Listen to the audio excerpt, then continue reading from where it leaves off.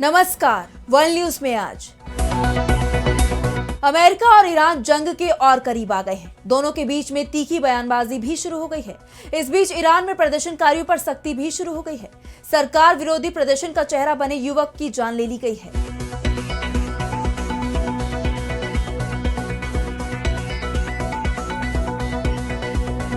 Trump के तेवर भी बदले हुए दिखाई दे रही हैं। वो एक बार फिर ईरान पर सख्त एक्शन लेने की बात कह रही हैं।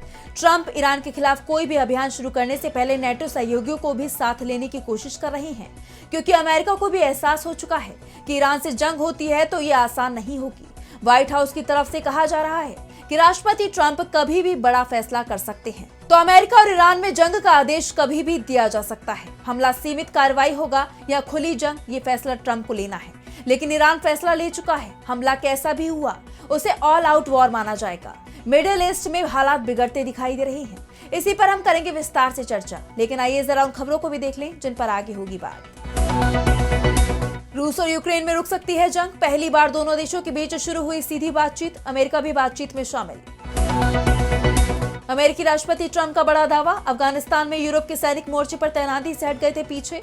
ट्रंप के दावे पर भड़का यूरोप, कहा माफी मांगे अमेरिकी राष्ट्रपति। गजा पीस बोर्ड में शामिल होने को लेकर पाकिस्तान में मचा बवाल। शरीफ सरकार का दावा, पाकिस्तान को वहां होना चाहिए। इजरायल ने उठाए सवाल। और चलते चलते में देखेंगे दुनिया की सबसे खतरनाक सड़कों को, जहां सावधानी हटी तो दुर्घटना जरूर घटेगी। इसमें एक सड़क भारत की भी। इन सभी खबरों पर हम विस्तार से करेंगे बात, लेकिन पहले एक नजर हेडलाइंस पर।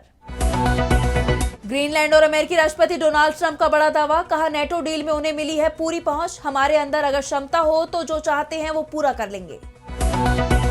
यूएई के खिलाफ सऊदी अरब से करीबी पाकिस्तान को पड़ी भारी। यूएई ने पाकिस्तान में इस्लामाबाद एयरपोर्ट का मैनेजमेंट संभालने की डील रद्द की। करोड़ों डॉलर के प्रोजेक्ट रोके। अमेरिका के ट्रेजरी सेक्रेटरी स्कॉट बेसेंट ने रूसी तेल को लेकर किया बड़ा दावा। कहा यूरोप ने रूसी तेल खरीदने को लेकर भारत पर टैरिफ लगाने से किया इनकार। और बांग्लादेश में चुनाव से पहले पूर्व पीएम शेख हसीना का मोहम्मद यूनुस सरकार पर बड़ा हमला। कहा फांसीवादी है मोहम्मद यूनुस, बांग्लादेश को आतंक के रास्ते पर धकेला।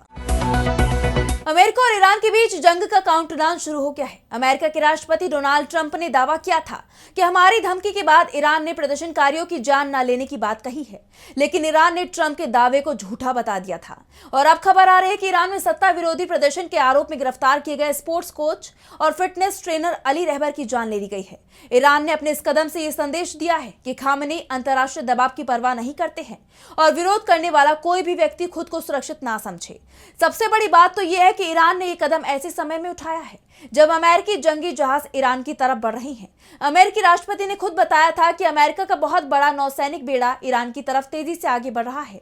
खबर यहां तक आ रही है कि अमेरिका के जंगी हथियार अब मध्य पूर्व पहुंच चुके हैं। इसमें F-35 फाइटर जेट से लैस 2 परमाणु aircraft carrier, third air defence system और कई सैनिक शामिल हैं। वॉल स्ट्रीट जर्नल की रिपोर्ट में दावा किया गया है कि अमेरिका में ईरान के खिलाफ निर्णायक कार्रवाई के लिए चर्चा शुरू हो गई है। व्हाइट हाउस की तरफ से कहा गया है कि ट्रंप कभी भी हमले का आदेश दे सकते हैं। जंग की संभावना के बीच अमेरिका और ईरान की तरफ से तीखी बयानबाजी भी शुरू हो चुकी है। अमेरिका के राष्ट्रपति डोनाल्ड ट्रंप ने कहा है कि अगर ईरान ने उनकी जान लेने की कोशिश की तो शिया देश को धरती से मिटा दिया जाएगा। ट्रंप के इस बयान पर ईरान की तरफ से कहा गया है कि अगर ईरान पर हमला हुआ तो वो खुद को बचाने के लिए हर उस हथियार का इस्तेमाल करेगा जो उसके पास है। इस बीच ईरान की तरफ से ये कहा गया है कि जिस तरह का सैन्य जमावड़ा अमेरिका की तरफ से किया जा रहा है उसे हम हल्के में नहीं ले रहे हैं।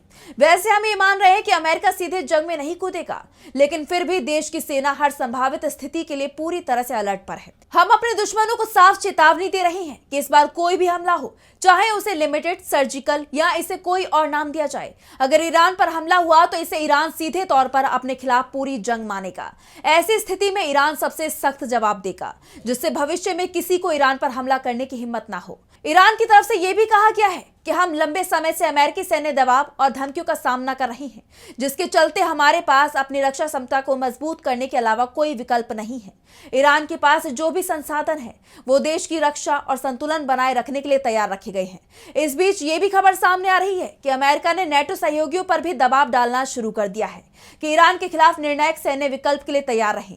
दरअसल अमेरिकी खुफिया एजेंसियों की तरफ से ट्रंप को बताया गया है कि केवल हवाई हमले से एक विदेशी शासन को हटाना संभव नहीं है। ईरान वेनेजुएला भी नहीं है जहां बिना रोक टोक के हमला कर दिया जाए। ईरान में सत्ता पलटने के लिए बड़ी संख्या में हवाई हमले के साथ जमीनी अभियान भी चलाना होगा और यही कारण है कि ट्रंप ईरान के खिलाफ शुरू करने वाले किसी भी अभियान में नेटो को शामिल करने की कोशिश में है। इस बीच मिडिल ईस्ट में बढ़ते तनाव का असर दिखाई देने लगा है। फ्रांस की एयर फ्रांस और नीदरलैंड की KLM ने इजराइल, दुबई और सऊदी अरब के लिए अपनी उड़ानें रद्द कर दी हैं। एयरलाइंस ने वजह बताई है कि इलाके में सुरक्षा को लेकर चिंता बढ़ गई है। इससे पहले जर्मनी की लुफ्थांसा ग्रुप भी इजराइल के लिए रात की उड़ानें रोक चुकी है। हालांकि इजराइल की सेना ने कहा है कि आम लोगों के लिए कोई नई चेतावनी जारी नहीं की गई है और हालात पर पूरी नजर है। फिर भी यूरोपीय एयरलाइंस का ये फैसला बताता है कि दुनिया इस टकराव को हल्के में नहीं ले रही। ईरान तो पहले ही इसे हल्के में नहीं ले रहा है, इसलिए ईरान ने अपने सुप्रीम लीडर खामेनेई को पहले ही सुरक्षित बंकर में भेज दिया है। अब बात करते हैं रूस और यूक्रेन जंग की। 4 साल से ये जंग चल रही है, लेकिन शांति की उम्मीद पहली बार दिखाई दे रही है। 4 साल में पहली बार शांति समझौते के लिए रूस और यूक्रेन के बीच बैठक हुई है। यूएई की राजधानी अबू धाबी में रूस, अमेरिका और यूक्रेन के अधिकारी एक मंच पर साथ आए, सीजफायर की शर्तों पर बातचीत शुरू की। पहले दिन कुछ मुद्दों पर सहमति बनाने की कोशिश हुई। 24 जनवरी को भी दिन भर इस मुद्दे पर चर्चा हो रही है। इस बैठक की सफलता पर पूरी दुनिया की नजरें टिकी हुई हैं। उम्मीद है कि जंग अब थम जाएगी, लेकिन आशंका भी बनी हुई है कि क्या ये सब इतनी आसानी से हो जाएगा, क्योंकि शुरुआती नतीजे बहुत अच्छे नहीं दिख रहे। पहले दिन की बातचीत में रूस और यूक्रेन के बीच किसी समझौते के संकेत नहीं मिले हैं। इसके पीछे दोनों ही देशों की एक जिद को सबसे महत्वपूर्ण कारण माना जा रहा है। रूस का कहना है कि सीजफायर तभी होगा जब दोनबास, लुहांस्क पर यूक्रेन अपना दावा पूरी तरह से छोड़ दे और इसे रूस का हिस्सा मान ले। लुहांस्क पर तो रूस पहले से ही कब्जा कर चुका है। दोनेत्स्क के भी 80% क्षेत्र पर उसका कब्जा हो चुका है और जो 20% एरिया बचा है उसे लेकर दोनों ही देशों के बीच जंग चल रही है, जिसमें रूस भारी पड़ रहा है और धीरे धीरे कर आगे बढ़ रहा है। रूसी राष्ट्रपति पुतिन की डिमांड है कि यूक्रेन दोनबास का 20% हिस्सा भी सौंप दे, जो करीब 5000 वर्ग किलोमीटर है। क्रेमलिन के प्रवक्ता दिमित्री पेस्कोव ने इसे लेकर बयान दिया है। उन्होंने कहा है कि यूक्रेन से जंग रोकने की पहली शर्त यही है कि दोनबास के पूरे क्षेत्र को उसे रूस को सौंपना होगा, लेकिन यूक्रेन इसके लिए तैयार नहीं है। जेलेंस्की की तरफ से कहा गया है कि इस क्षेत्र को पूरी तरह से सैन्य मुक्त किया जाना चाहिए। रूसी सेना को 40 किलोमीटर पीछे हट जाना चाहिए। जंग रोकने की पहली जिम्मेदारी रूस की है, क्योंकि हमला भी उसी ने किया था। उन्होंने कहा कि सबसे महत्वपूर्ण बात यह है कि रूस को इस युद्ध को समाप्त करने के लिए तैयार रहना चाहिए, जिसे उसने खुद शुरू किया है। मैंने यूक्रेन के प्रतिनिधिमंडल के लिए स्पष्ट मापदंड तय किए हैं। हम देखेंगे कि बातचीत किस तरह आगे बढ़ती है और इसके क्या परिणाम निकलते हैं। मेरे प्रतिनिधि मुझे हर घंटे जानकारी दे रही हैं, लेकिन वार्ता का हल क्या होगा और इसमें कितनी सफलता मिलेगी, इस पर अभी कुछ भी कहना बहुत जल्दबाजी होगी। यानी यूक्रेन को अभी भी बहुत ज्यादा उम्मीद नहीं दिख रही है और यही कारण है कि जहां अबू धाबी में सीजफायर को लेकर बातचीत हो रही है, तो कीव में धमाकों की गूंज सुनाई दे रही है। रूस ने अपने हमले से यूक्रेन को हिलाकर रख दिया है। रूस ने यूक्रेन के 2 सबसे बड़े शहरों कीव और खार्किव पर बड़ा हमला किया। कीव के मेयर विताली क्लिचको ने बताया कि शहर के 2 अलग अलग इलाकों में हमले हुए हैं। यूक्रेन की वायुसेना ने कहा कि इस हमले में ड्रोन और मिसाइल दोनों का इस्तेमाल किया गया। उधर खार्किव में मेयर इगोर तेरेखोव ने बताया कि रूसी ड्रोन कई इलाकों में गिरे। इनमें विस्थापित लोगों के एक हॉस्टल, एक अस्पताल और एक मैटरनिटी हॉस्पिटल को भी निशाना बनाया गया। खार्किव रूस की सीमा से करीब 30 किलोमीटर दूर है और अक्सर हमलों की जद में रहता है। अब आगे बढ़ते हैं और बात करेंगे ट्रंप के यूरोप पर एक और बड़े हमले की। अमेरिकी राष्ट्रपति डोनाल्ड ट्रंप और यूरोपीय देशों के बीच संबंध हाल ही में तेजी से खराब हुए हैं। वैसे तो यूरोप के अधिकांश देश नेटो में शामिल हैं, जिसका अमेरिका भी हिस्सा है, लेकिन ट्रंप लगातार दावा करते रहे हैं कि यूरोप बेहद कमजोर है। अगर अमेरिका का साथ नहीं मिला होता तो अब तक रूस पूरे यूरोप पर कब्जा कर लेता। और अब एक बार फिर ट्रंप ने यूरोप की सैन्य शक्ति पर तीखा हमला किया है। उन्होंने कहा है कि जब भी यूरोपीय देशों के सैनिकों से किसी मुसीबत के समय फ्रंट लाइन पर आने को कहा गया, वो पीछे हट जाते हैं। फॉक्स न्यूज से बात करते हुए ट्रंप ने कहा कि हम हमेशा यूरोप के साथ मुसीबत में खड़े रहे, लेकिन क्या यूरोप अमेरिका के साथ खड़ा हुआ? अफगानिस्तान का मामला ही देख ले। अब वो लोग कहते हैं कि उन्होंने अफगानिस्तान में कुछ सैनिक भेजे। वैसे उन्होंने कुछ सैनिक तो भेजे ही थे, लेकिन वो थोड़ा पीछे हट गए, मोर्चे से थोड़ा दूर रहे। मैंने हमेशा कहा है कि अगर हमें कभी उनकी जरूरत पड़ी तो क्या वो वहां होंगे? ये असली टेस्ट है और मुझे इस बारे में पक्का नहीं पता। मुझे पता है कि हम वहां होते या हम वहां होंगे, लेकिन क्या वो वहां होंगे? ट्रंप सीधे सीधे यूरोपीय सैनिकों की ताकत पर सवाल उठा रही हैं। वैसे आपको बता दें कि अलकायदा ने जब 2001 में अमेरिका पर हमला किया, तब अमेरिका पहला नेटो सदस्य देश था जिसने आर्टिकल 5 लागू किया, जिसमें कहा गया है कि एक सदस्य पर हमला सभी पर हमला माना जाएगा। इसके बाद नेटो सहयोगियों ने 20 सालों तक अफगानिस्तान में अमेरिका के साथ लड़ाई लड़ी। इस लड़ाई में नेटो के 3,486 सैनिकों की जान गई, जिसमें 2,461 अमेरिकी सैनिक थे, जबकि जिन दो देशों कनाडा और ग्रीनलैंड पर आजकल ट्रंप सबसे ज्यादा भड़के हुए हैं, उनके भी 209 सैनिकों की जान अफगानिस्तान में गई थी, लेकिन ट्रंप इसे पूरी तरह से नजरअंदाज करते रहे हैं। और अब उन्होंने साफ कह दिया है कि यूरोप के सैनिक तो फ्रंट लाइन पर आने तक को तैयार नहीं हो रहे थे। ट्रंप के इस बयान पर यूरोप से तीखी प्रतिक्रिया सामने आई है। ब्रिटेन के प्रधानमंत्री कीर स्टारमर ने कहा है कि मैं राष्ट्रपति ट्रंप की इन टिप्पणियों को अपमानजनक और सचमुच भयावह मानता हूं, और मुझे आश्चर्य नहीं है। उन्होंने मारे गए या घायल हुए लोगों के परिजनों को काफी दुख पहुंचाया है। अगर मैंने कुछ इस तरह का कहा होता तो मैं निश्चित तौर पर माफी मांगता। वहीं ब्रिटिश संसद की विदेश मामलों की कमेटी की चेयरपर्सन एमिली थोर्नबेरी ने कहा कि ये सरासर बेइज्जती है। ये उन 457 परिवारों की बेइज्जती है जिन्होंने अफगानिस्तान में किसी अपने को खोया है। ट्रंप की हिम्मत कैसे हुई ये कहने की कि हम फ्रंट लाइन पर नहीं थे। जबकि ब्रिटेन की विपक्षी दल कंजर्वेटिव पार्टी की नेता कैमी बेडेनॉच ने ट्रंप के बयान को लेकर कहा है कि ब्रिटिश, कनाडाई और नेटो सैनिकों ने 20 सालों तक अमेरिका के साथ मिलकर लड़ाई लड़ी और अपनी जानें दी। ये एक तथ्य है, कोई राय नहीं। उनके बलिदान का सम्मान किया जाना चाहिए, ना कि निंदा की जानी चाहिए। पोलैंड ने भी ट्रंप के बयान पर तीखी प्रतिक्रिया दी है। पोलैंड के रक्षा मंत्री व्लादिस्लाव कोसिनियाक-कामिश ने भी कहा है कि देश की सेवा को कभी भुलाया नहीं जा सकता और ना ही इसे कम आंका जाना चाहिए।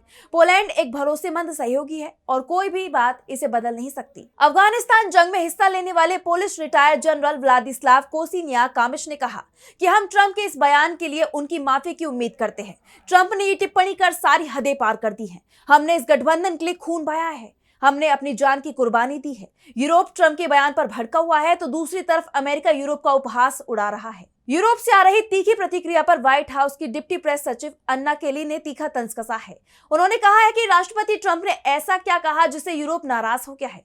राष्ट्रपति ने तो सच ही कहा था। नेटो में अमेरिका के योगदान के सामने दूसरे देशों का योगदान ना के बराबर ही रहता है, बेहद तुच्छ।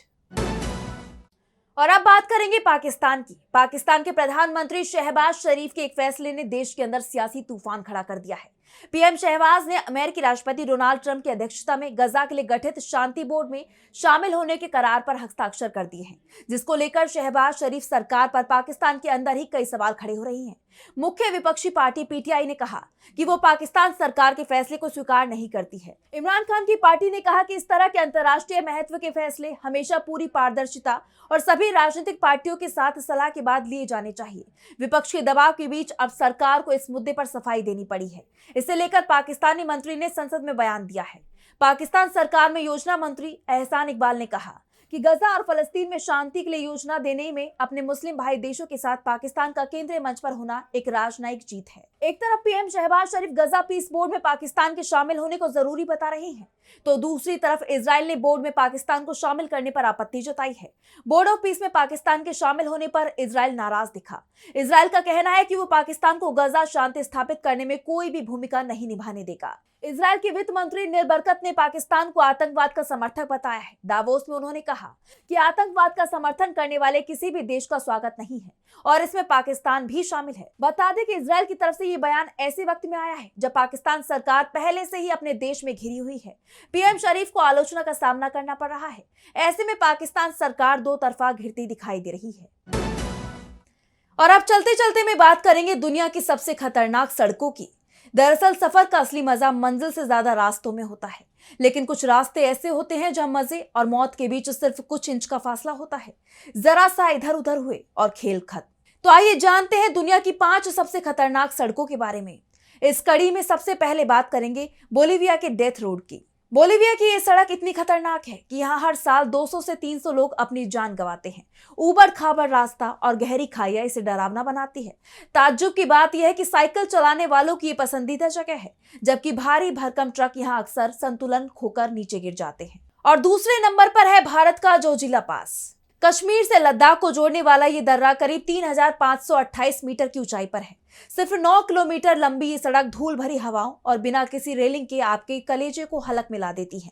बर्फबारी के वक्त तो ये रास्ता किसी भूल भुलैया से कम नहीं होता। यहाँ जरा सी भी सावधानी हटी तो दुर्घटना घटनी तय है। अगले नंबर पर बात करेंगे जलालाबाद से काबुल के बीच के रास्ते की। काबुल और जलालाबाद जाने के लिए ये इकलौती सड़क है। इस पतली और घुमावदार सड़क की लंबाई 143 किलोमीटर है। यहाँ की सबसे बड़ी चुनौती ओवरटेकिंग है। ड्राइवर जरा सी जल्दबाजी दिखाते हैं और नतीजा भयानक हादसे के रूप में सामने आता है। अब इस लिस्ट में हम आखिरी 2 सड़कों पर आ गए हैं, जहां हम बात करेंगे तुर्की के बेबर्ट D915 सड़क की, और इसे दुनिया का सबसे खतरनाक हाईवे माना जाता है। इस सड़क पर आपको एक तरफ आसमान छूते पहाड़ दिखेंगे और दूसरी तरफ बिना किसी रेलिंग के गहरी खाई। यहाँ अच्छे ड्राइवरों के हाथ पांव फूल जाते हैं।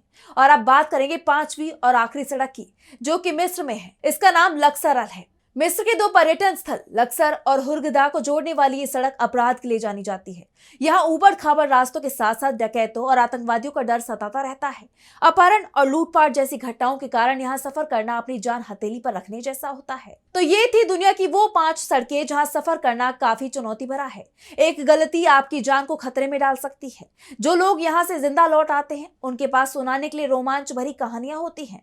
तो फिलहाल इस वर्ल्ड न्यूज में बस इतना ही। देश और दुनिया की तमाम बड़ी खबरों के लिए देखते रहिए DB लाइव। नमस्कार।